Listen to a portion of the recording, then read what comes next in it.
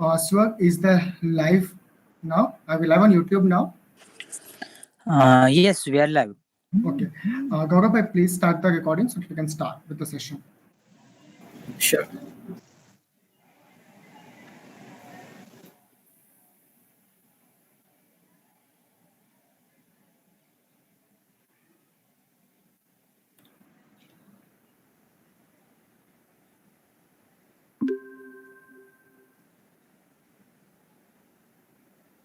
Okay, so we are starting with the session now. Good evening, everyone. The blockchain symbolizes a shift in power from the centers to the edges of the networks. With this, I would like to start a second session on blockchain and self-sovereign identity. I would like to request Dr. Darshan Dalwadi sir, Branch Counselor, IEEE BVMSB, to introduce the speaker of the session, Ms. Karolina Gorna. Please, sir. Hello, everyone. Yes, good evening to all. Today with us, Ms. Karolina Gorna is the president of Cryptosphere Experience, first French association specialized in blockchain and new technologies. She is community lead at NASA, Space Apps Challenge Paris, and a research volunteer, climate action and accountability at Hyperledger. She holds Master of Engineering in Computer Science, Electronics, and Digital Technologies, specialization in cybersecurity from Télécom SudParis. She and her team has been awarded for the most innovative contribution and most collaborative team consumer disclosure contracts for sustainable supply chain for the most creative and developed contribution with the greatest open innovation potential to build a collectively owned global climate accounting system platform and portal during the Open Climate Collaborathon 2019. So on behalf of IEEE BVM student branch, I welcome you, ma'am. Now I invite ma'am to deliver the session. Ma'am, please.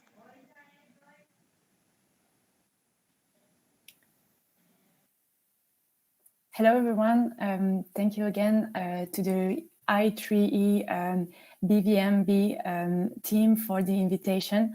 I'm very glad to be here with you. We will spend the next hour exploring the blockchain and the self-sovereign identity concepts. So let's start right now. We will first start by the blockchain concept and then go deeper in the self-sovereign identity, which is a special use case of this technology. Starting with the blockchain, a little overview of the history and how this whole technology have started. In September 2008, we have experienced the subprime crisis with the bankruptcy of Lehman Brothers, which bring a lack of trust in the banking system.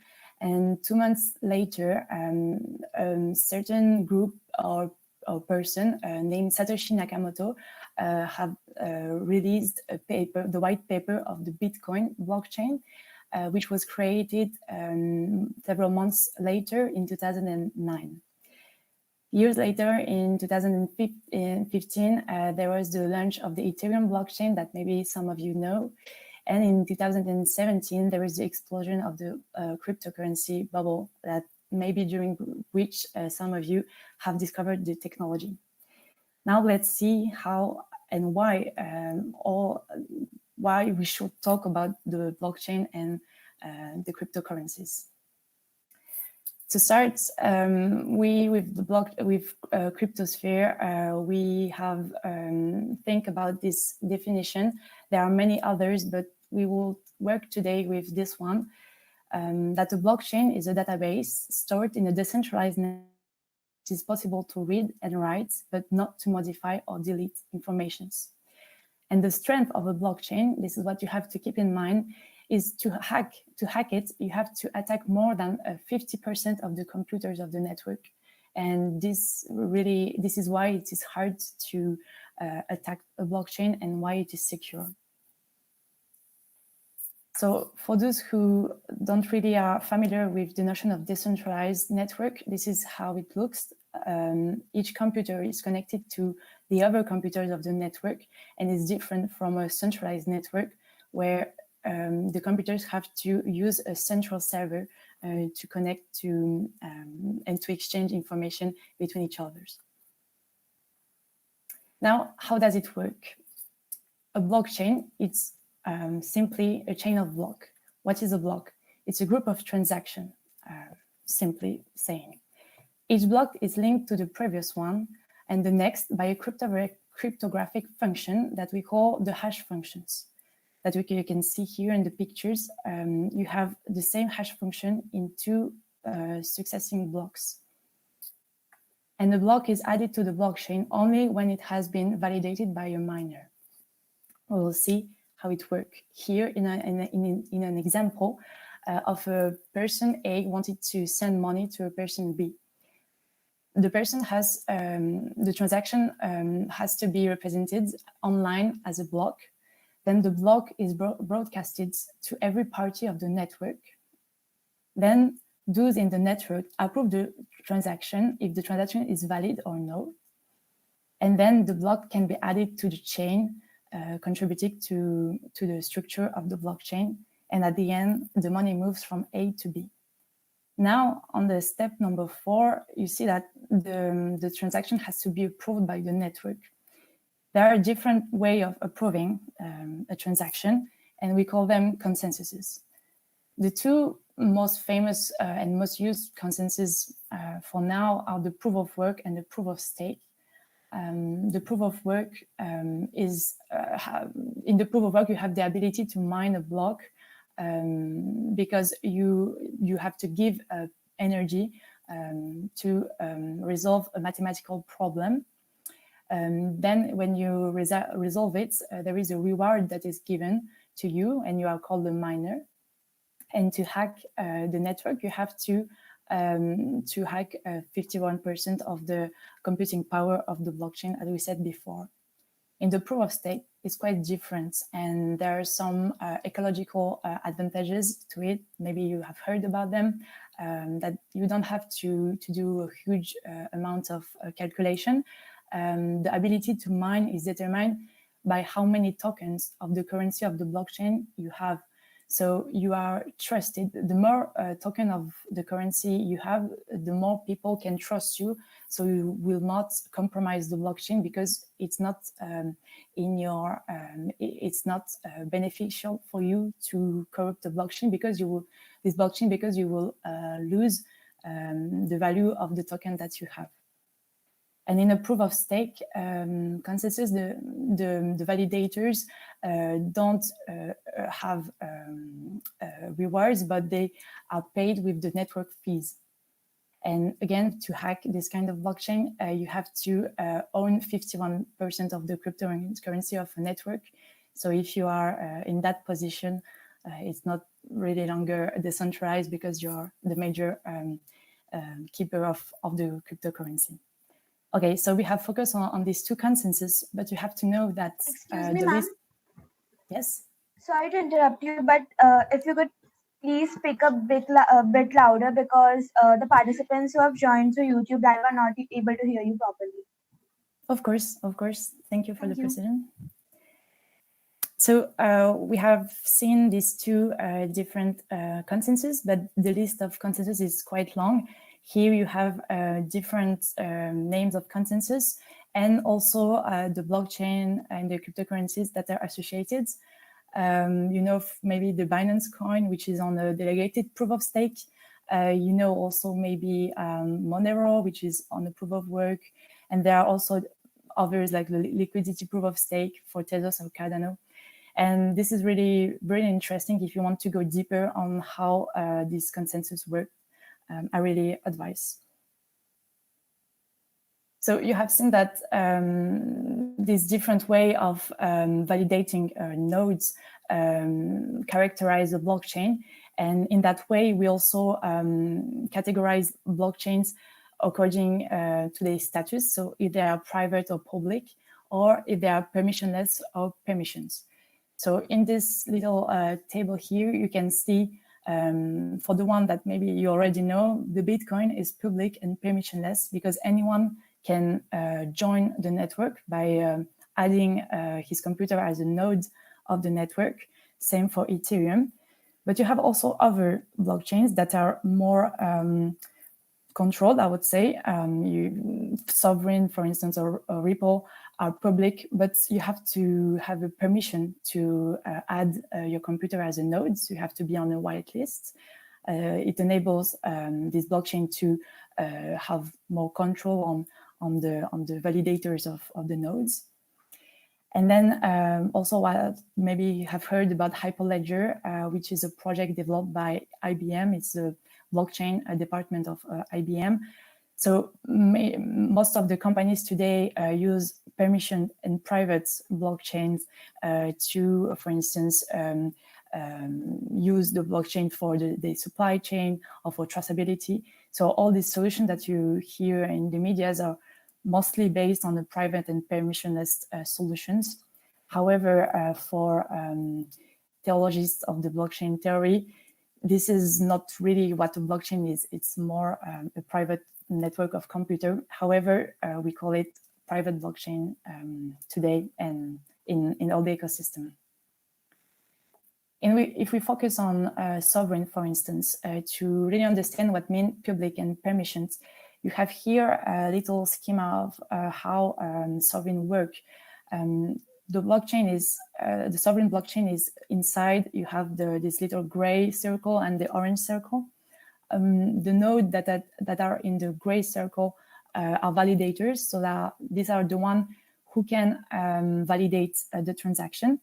And if you want, you can join the observer node, so you can see what is happening in the blockchain, but you can't participate to the validation of the transaction. So it's permissions because you have to be on the list to be a validator, but it's public because you can also see what's happening inside. So a first summary of what we have said until now is that the characteristic of a blockchain can be quoted here. So it's a decentralization because it is distributed and held at various places. You have the encryption because the data is encoded according to with the hash function and the encryption modes. It's immutable because it can't be altered. It's also secure because it's controlled with each participant. And you also have the principle of tokenization, which means that you can convert different things into digital form known as tokens. We will focus on this term tokens because I'm sure that you have heard about something called NFTs. There is a huge wave of projects trying to use the NFT concepts last months and years. So just to clarify what is a NFT, it's a non-fungible token. Today, you use in your currency, if you use $1, you know that you can exchange $1 to your friend in exchange of another $1 because they are fungible. One equals the other. But if you want to exchange your house with the house of your friend, you see that these are two things that are not fungible. They are fundamentally different. And this is what are NFTs. These are non-fungible token. And you can't exchange one for another because they don't have the same value. And you can see here in this little table where the NFTs are, they are intangible and non-fungible, such as in the real world, paintings of cars or things like this. The NFT ecosystem is quite large today. Here I just put it few name of companies who are currently working on the ecosystem. You have maybe heard about the Cyberpunks NFTs, which are here at the top on the right. They were sold at very high prices on the market, and also the CryptoKitties, which are also NFTs that are the first kind of known NFTs with which all this trend have started a few years ago. So there are many companies in the NFT ecosystem, but more generally, the blockchain ecosystem is quite large. Here you have a map of the world with the top 50 blockchain companies working today. Most are in the US, in Europe, and also in Asia. There are many startups growing up. It's a very dynamic ecosystem because it's a new market that is being created. So you'll ask me now, what are they doing? Because there are so much. So the current use cases today for the blockchain technology can be summarized here. You have the smart contracts that are used mostly in Ethereum, but also today on many others, blockchain, Tezos, Cardanos, and so on, where you can do notarization, you can do trustees and many legal actions, and that facilitates the daily life of the people. You can also work on securities with the equity, the debts, and crowdfunding. It is really well used in the ecosystem. You can also improve the record keeping, for instance, for the healthcare sector.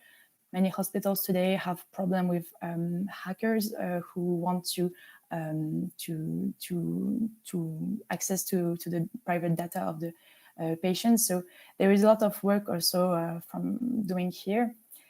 And of course, there is the digital currency sector, which is something that a lot of people know, and there is always a bit confusion between blockchain and Bitcoin. Is it the same? Definitively not. So here you see that the digital currency are a use case of the blockchain, and we will see now how does it work. One important thing for you to know that I really want to highlight here in the presentation is the difference between the technology and the trading parts. When in the proof of work, when a computer gets a reward to thank him for securing the network, the reward is a Bitcoin, but at this stage, this is an informatic file that has zero financial value. And it has to be put on a crypto market where the principle of the offer and the demand give him a price and a value. And this is why you see a lot of volatility in this sector. And this is why the prices are changing so fast and so much. But this is really an important thing to see, is that in the code of the blockchain, there is no financial concepts. Everything comes later on the crypto markets. For the Bitcoin, because we have talked about it, and most of you mainly know this currency, it has followed a classical shape of a Gartner hype cycle.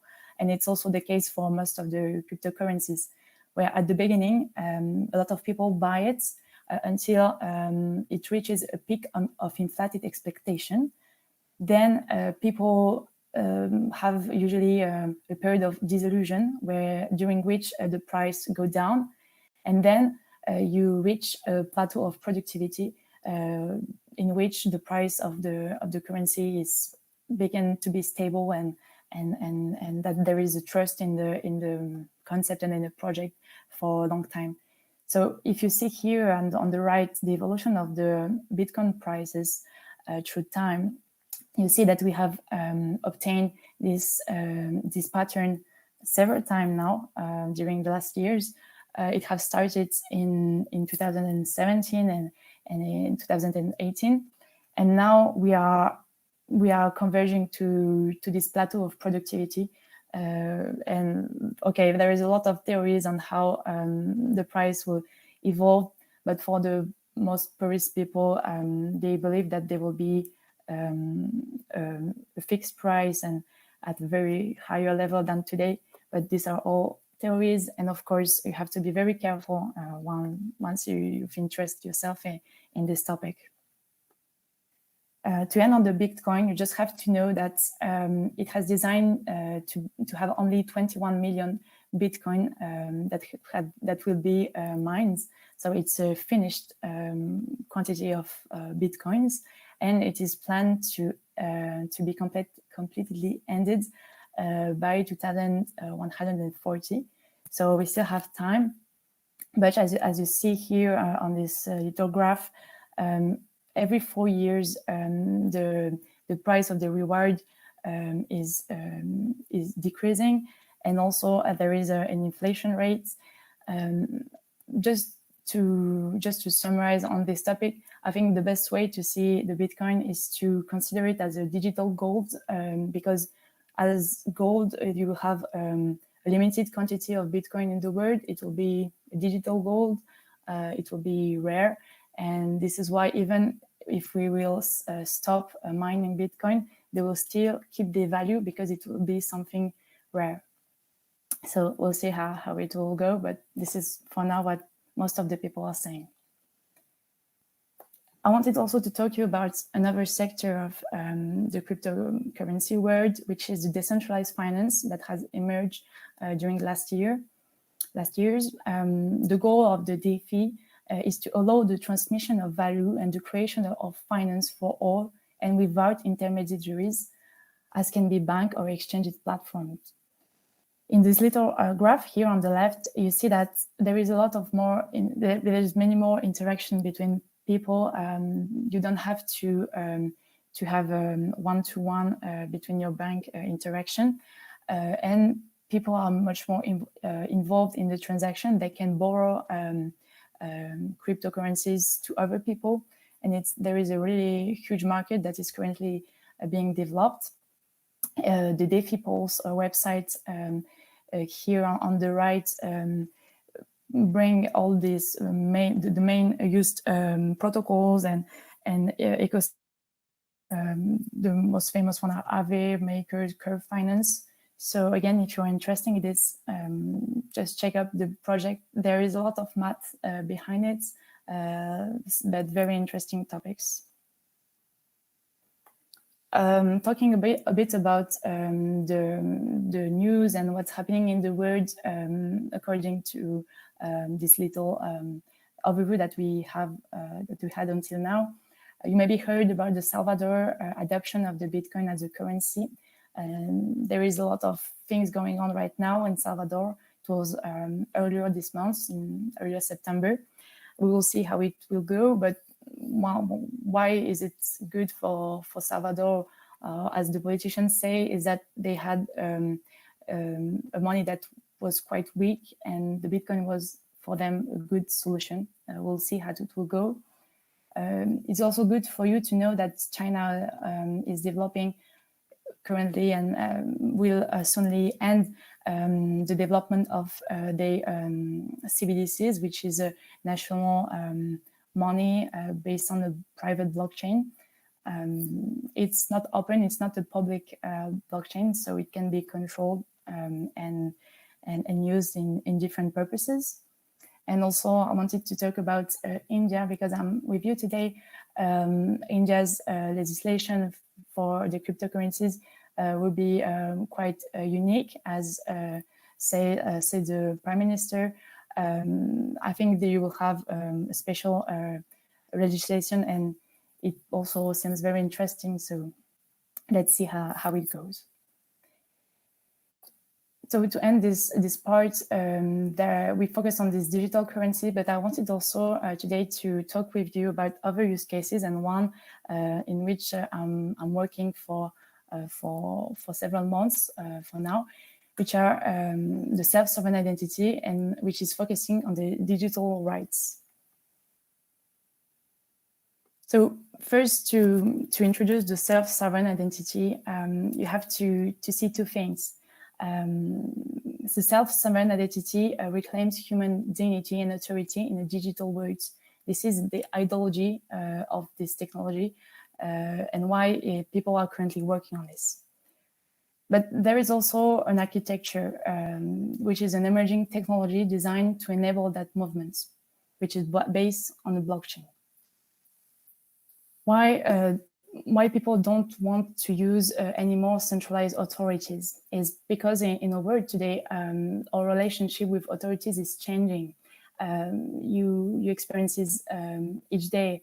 We are part of the global civil society. The big tech corporation today have a big control over our digital identities. There is also a difference in the borders, the nature of social contracts. between people.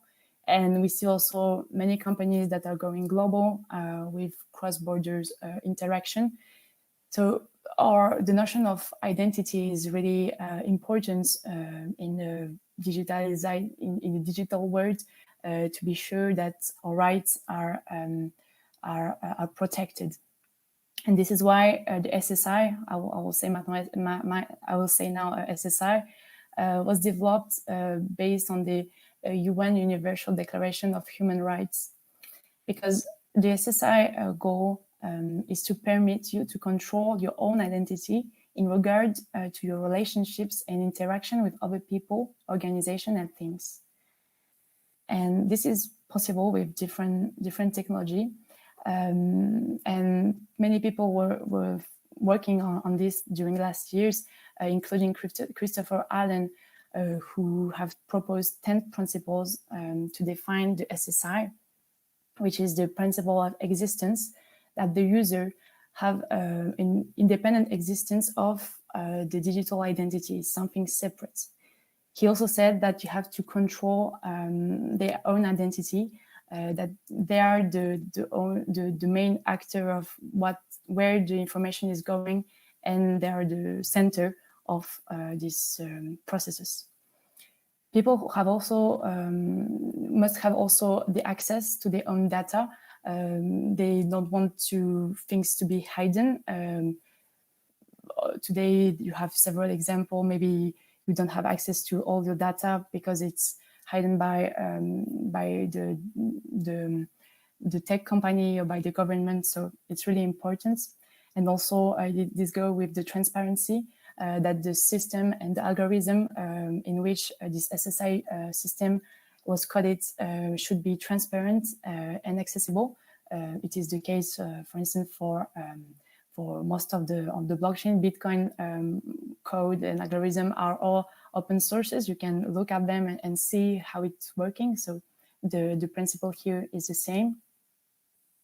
It's also important to have the persistence, which means that the identities must be long-lived, and there is not they are not supposed to disappear and to be long-lived. It's the best word.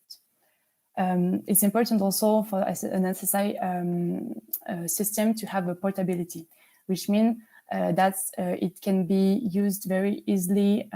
Today we see products that are in a phone. You have an application and it's really easy to use.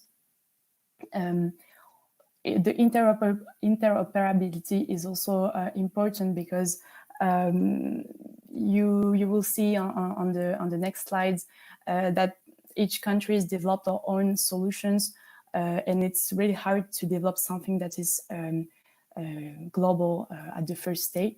So it's important that your system could work with other countries' identity systems.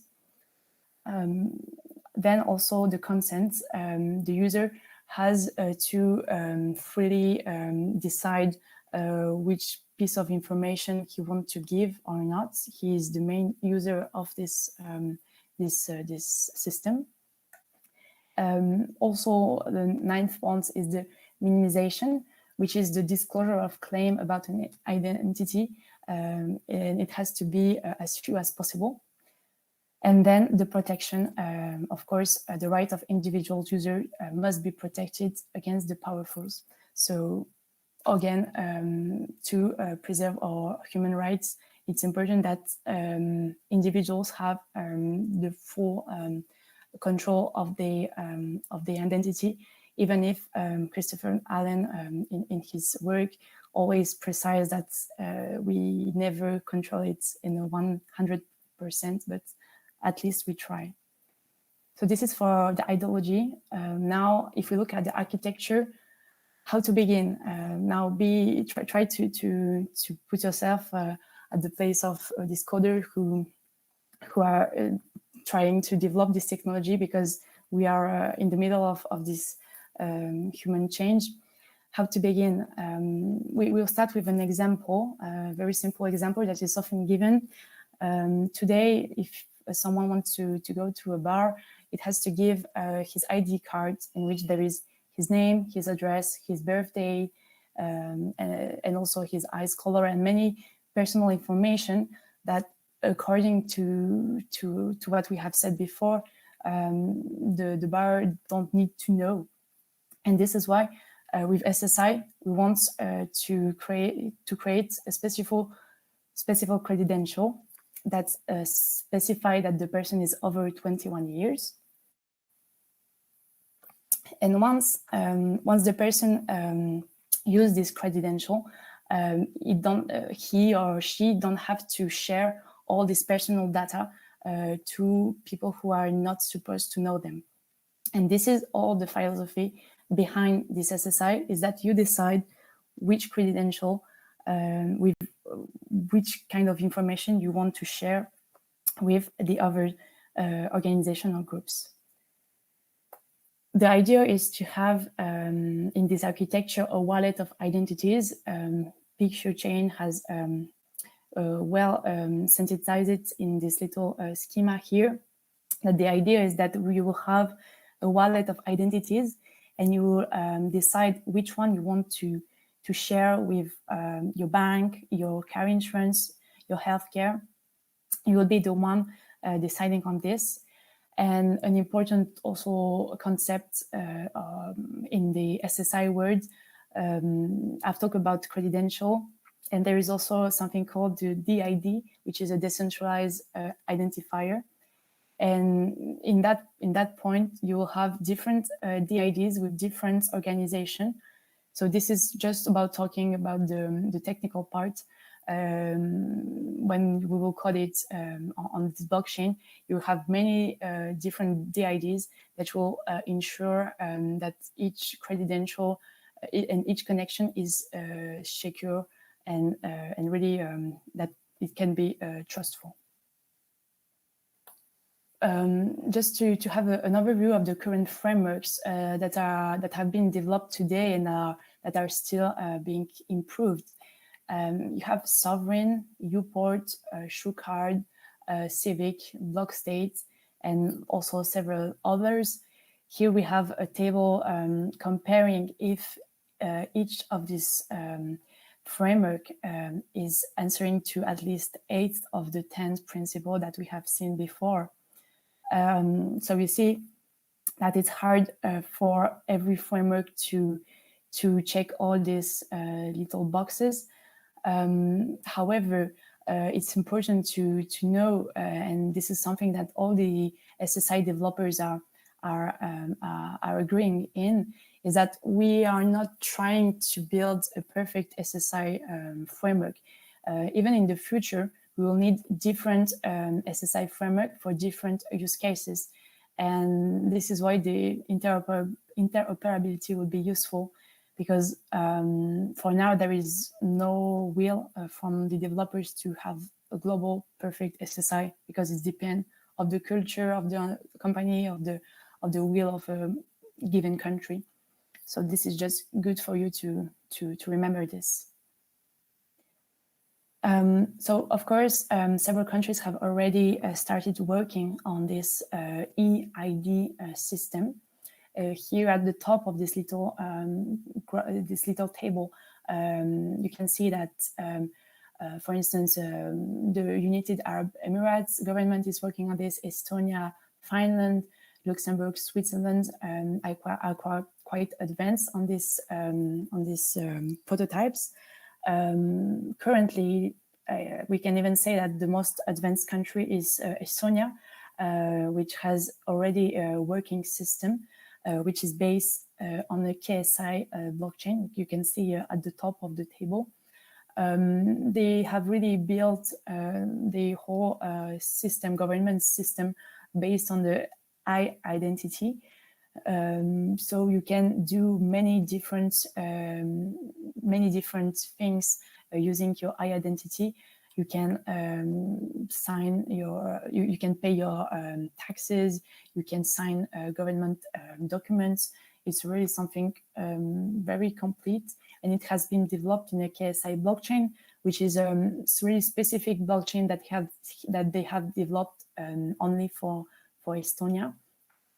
But there are also other countries like Switzerland, which are using existing solution, Uport, that we have seen before with Ethereum, and they are working on pilot phases. So a lot of things is going on. The European Union is also trying to reach this this will to have a digital passport in the next years. So we'll see how it will go.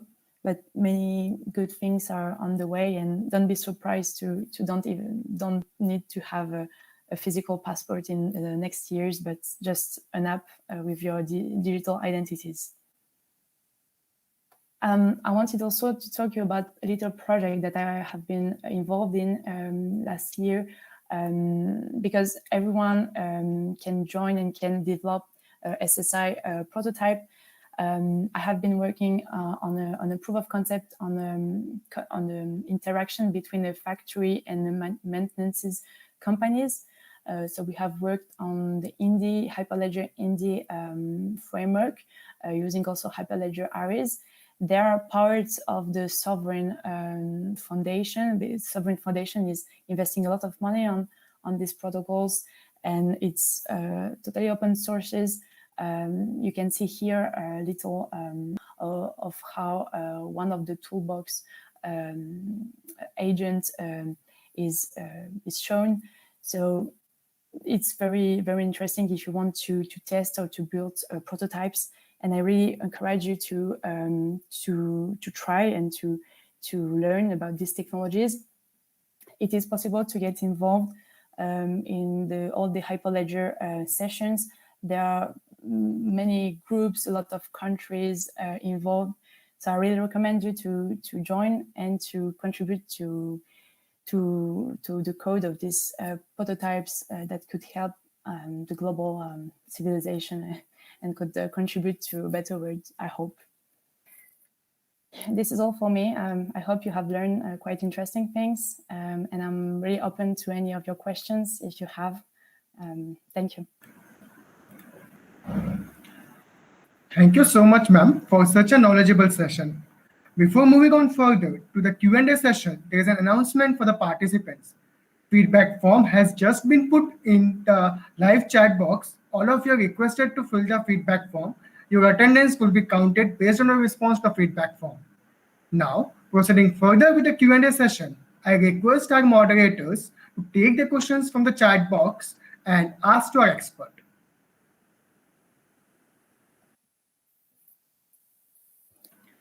Yeah, please proceed on with the first question. Yes. Ma'am, the first question is blockchain different from banking ledgers? Is it used by banks, right? Okay, so if I understood well the questions, today the bank approach to the blockchain is very experimental.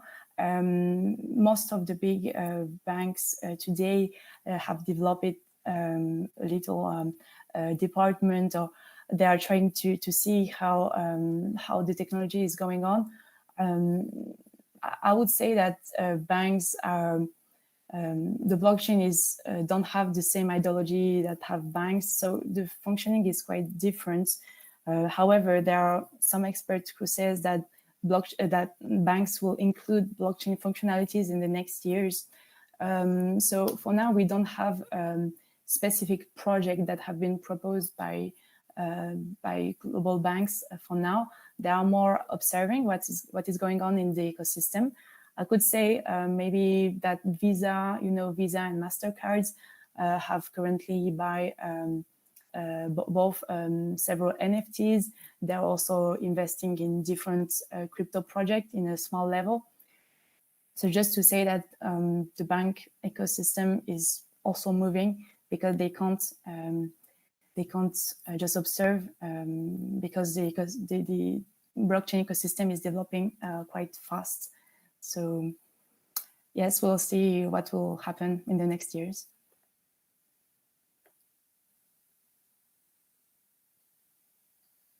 Yeah, next question, please.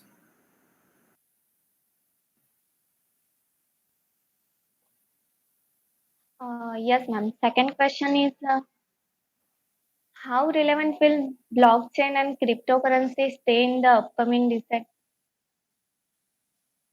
I'm sorry, I didn't heard well. Can you repeat, please? Ma'am, the question is how relevant will blockchain and cryptocurrency stay in the upcoming decade? Okay, so we can see. I will come back to this little graph that we had with the different use cases.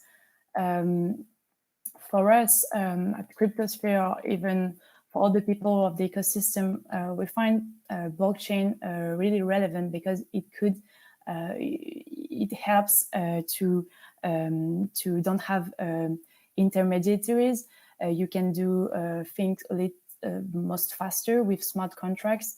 You can insurances, for instance, can send money to their customers if the conditions are validated by a smart contract. So there are a lot of things that can be digitalized and made faster with all this system. But again, I will be separating the technology blockchain from the cryptocurrencies because for the cryptocurrencies it's quite different. There is a very strong debate between the global organization, the global, the international banks, because for now they are investigating on how relevant these crypto are. And there is also a major question that is asked for them. Is, for instance, Bitcoin really a currency? And according to Aristotle, if you follow all the conditions for goods to be a currency, the Bitcoin is a currency. But there is a lot of people who don't really agree. So for now, we are currently experiencing a shift in the monetary system, and we are part of it. So there is not easy answer on this question because everything is currently being built, and also it depends of the countries. For instance, there are some countries who are more open to the decentralized ideology.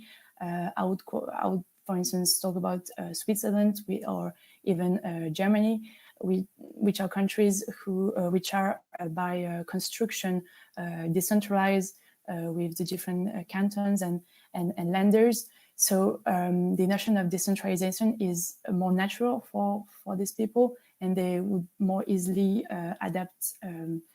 They will more easily use blockchain solution or crypto solution. So yeah, it's quite long, but there is no unique answer to this question. Next question, please. Can we change Bitcoin to Dogecoin in blockchain? Yes, you can. You can use different crypto exchanges. So if you buy Bitcoin, you can then exchange Bitcoin to Dogecoin or other cryptocurrencies. Okay, you've heard about Dogecoin. It's a specific project because it was created to show really how much the market is based on the offer and the demand, because there is behind the Dogecoin there is no project. It's just it's the coin with a little dog. So this was an example of how people can buy tokens even if there is nothing behind. But but a lot of people gain money on this topic, and it was interesting to see socially how a token like this could create this enthusiasm. However, for us, for experts, it's a bit a pity because this project don't really represent all the potential of the technology, and it's only based on speculation. But it's the blockchain and the crypto system is not only this. So But yes, you can go on exchanges and exchange your crypto on different websites. Next one, please.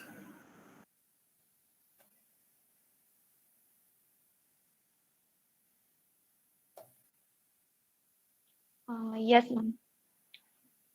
Is there any possibility of the crypto market and digital currency investment talking over stock market and actual currency investment globally? To invest globally, I'm not sure to understand well. Is it possible for them to go globally? There are many global companies today. Maybe can you specify the question?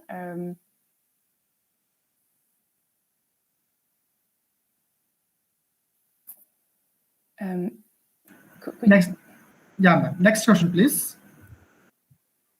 Ma'am, the next question is, what are your thoughts on the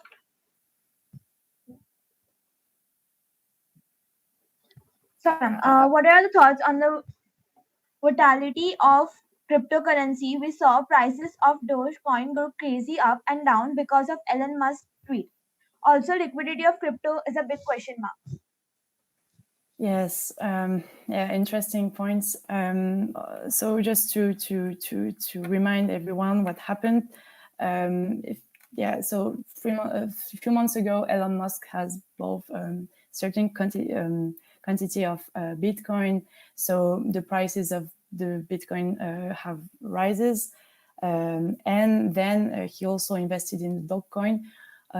So again, I will go to the little graph that I was presenting to you here, is that the prices of the cryptocurrencies are, again, only based on the offer and the demand. So if someone who has influence tweets that Bitcoin is very cool or Dogecoin is super cool, if people are following him, there will be a mass effect and they will buy more crypto, more Bitcoin, for instance, and the price will go up because it's something become scarce or rare, the price goes up.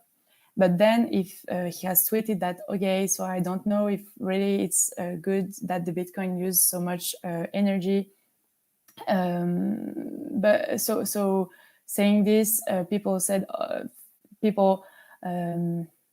were not sure if it's good or not, so they sell their Bitcoin, so the price go down. My only answer and main answer to this is that you have really to understand that it's based on the offer and the demand. So this is normal that it's fluctuated so much.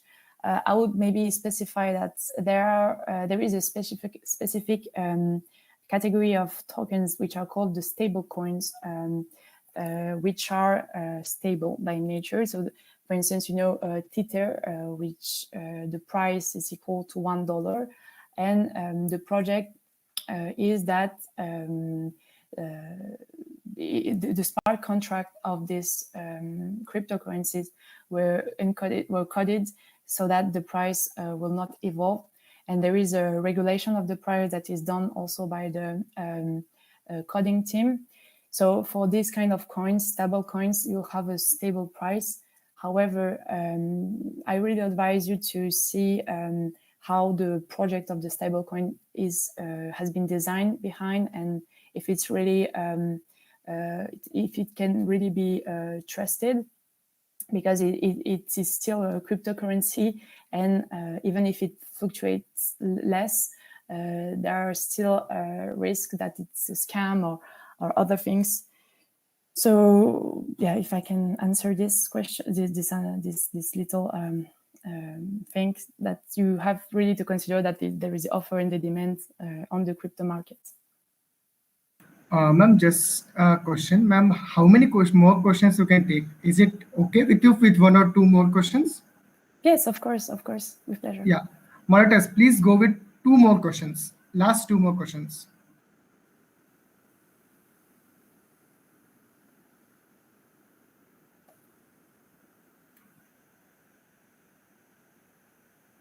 Yeah, ma'am, there is a question that is there any pause? Okay, I think that has been asked. So there's a question. There was a question like proof of work is taking huge energy in terms of electricity. How it can align with environment? Yes, this is a good consideration. It's often an argument that is given by the people who don't support the technology. Of course, blockchain use more energy than maybe a centralized network. However, you have to take in consideration many things. First one is that in next years we will experience more hacks and more security issues because a lot of systems are now becoming vulnerable, and hackers are more and more developed. They have more attacks, strategies, and things like this. So this is why the security is also necessary, even if we have to do some concession on the scalability or the time of exchanges on the transaction. Talking about the ecological outcome, we are designing a digital world, so this question of security is important, and there have been several solutions for the environmental issue that have been developed. The energy that is used first thing is that the energy that is used to mine in the proof of work consensus can be reused, for instance, to give energy to heat a house, to create, to reuse this heat into different tools, into different devices. So it is not wasted in the air, but reused first. Also, what you have to understand is that many people say that these cryptocurrencies are created from nothing, but there is a transfer of energy that is done because from one side you created money from energy. So this money don't come from anywhere. If you see all the capitalization of the Bitcoin, it is not just full speculation or only money that people put on it coming from nowhere, because there had been energy that has been put it in this process of creation of the money. So this is also an important thing, that we are creating value based on energy. So this is not fully wasted. And I will also end by an important remark, is that most of the energy, most of the environmental issues are linked with the proof of work that we have seen. It's one of the consensus that is used in several blockchain. It's used in Bitcoin, but there are many others consensus that can be used that use really less energy than the proof of work. And we have seen, for instance, in August, the Ethereum blockchain passing from the proof of work to a proof of stake, which is really consuming less energy. So we see also a will from the blockchain developers to adapt and to propose global solution that could be at the same time secure and used all around the world with the smallest environmental impact possible. However, we have to consider all the needs of our digital world. And of course, this environmental issue is at the heart also of the development of these coders of today. So yes, for this question, I hope I answer.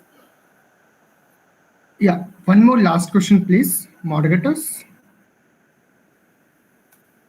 At which point a private blockchain solution should be considered over a traditional database solutions? Okay, so about the private blockchains, the idea is that, again, you don't have, maybe I will go back to this little schema here. Okay. So we have this private permissions blockchain. Why are they today used by big corporates? There are different answers according to if I want to be politically correct or not. I would say that it's the first step for the companies to adopt a blockchain solution, because a company has a lot of private data, the taxes, paper, contracts, legal contracts, and things like this, and they don't want to put everything in a public blockchain such as Ethereum or Bitcoin. So this private blockchain have been designed to enable them use the principle of decentralization, but without being open. So here you see why it's blocking, because if it's a private network, it's not really decentralized. It's just that you have a DLT.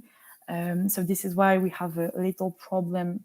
We still have a little problem in the ecosystem with the words, with the term that we use to define these technologies.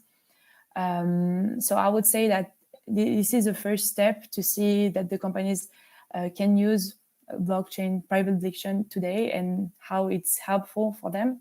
And I think that once they will understand that it could go global, that it can be better for them, they will pass to a hybrid blockchain, which is public and permission.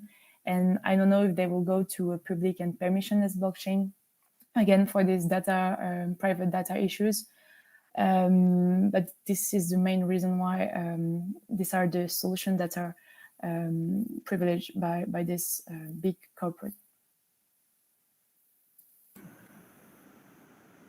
Okay.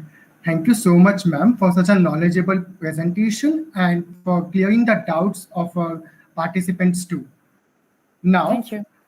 Now I invite Mr. Ibrahim Koicha, Vice Chairperson, IEEE BVMSB, for vote of thanks. Good evening, everyone. So myself, Ibrahim Koicha, Vice Chairperson, IEEE BVMSB. To learn about blockchain and cryptocurrency by Miss Karolina was an opportunity of lifetime, and I'm glad to know more about blockchain and various type of hash functions and things pertaining to it. I would like to thank Ms. Karolina Gorna ma'am for their valuable time and such a fascinating session on blockchain and self-sovereign identity. It was a great opportunity for all of us to witness greatness just by sitting at our rooms. Also, I would like to thank our principal, Dr. Indrajit Patel sir, faculty advisor, Dr. Jagdish Rathod sir, branch counselor, Dr. Darshan Dalwadi sir, for their constant support and guidance during the entire event. Also, I would like to thank the host of the day, Om Shukla, and moderators for the session, Hemangini Bhatt, Rishit Thakkar, Drumil Gajera, and Charlie Patel, for constant maneuver of the things. And so, at the end, a big thanks to the organizing team and the entire IEEE BVM team to plan and conduct such a beautiful event. Thank you, everyone. Au revoir. Thank you. Thank you very much for this session and for all this organization of this event, and giving you a lot of good energy for the next session that are really that will be very, very interesting too.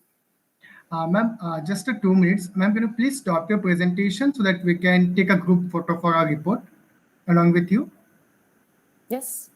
At the same time, I request all our team members to please turn on their cameras. I request Kevalia to please take a screenshot, please. Yeah, sure. Could you just give me a minute? I'll just change the layout. Yeah, sure.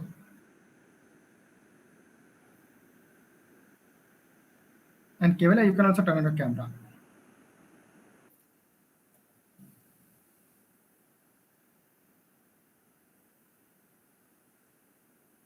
All right, someone else take it too, because maybe some. Yeah, I'm taking it.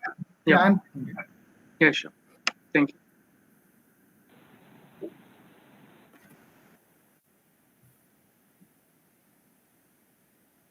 Yeah, it's done. Thank you so much, ma'am, for such an amazing session. Thank you. Thank you. So the live is now finished, right? Okay. Thank you, everyone, for joining us. See you tomorrow at 10:30 a.m. in session 3 on Internet of Behavior by Ms. Rajeshri Rao. Till then, stay home, stay safe, keep learning, and keep going. Thank you to all. Thank you. Thank you, ma'am. Thank you, ma'am. Thank you very much. Swag, please stop the YouTube live. Yeah, sure. Okay, so